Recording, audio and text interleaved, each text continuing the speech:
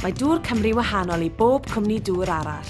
Does dim cyfranddeiliaid gyda ni, sy'n golygu bod pob un ceiniog a wnawn yn mynd i gadw biliau isel a gofalu am eich dŵr a'ch amgylchedd prydferth, nawr ac am flynyddoedd mawr i ddod. A dyna beth yn union y byddwn ni'n ei wneud yn eich cymuned chi.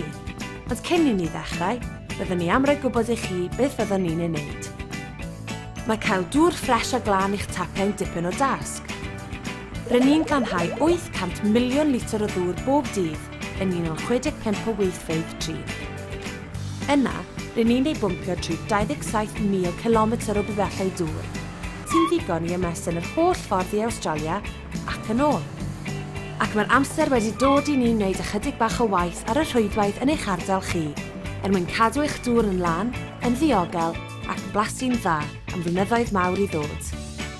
Rydyn ni'n gwybod bod hyn yn gallu bod yn anghyfleus, ond rydyn ni'n addo cwblhau'r gwaith cyn gyntad ag y gallwn ni, gyda chi'n lleied y drafferth a phosib i chi.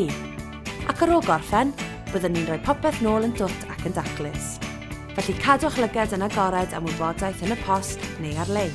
A chofiwch fod croeso i chi gysylltu â ni unrhyw bryd os oes cwestiynau gennych, neu unrhyw awgrymiadau am sut y gallwn ni wneud eich bywyd chi'n haws yn ystod y gwaith.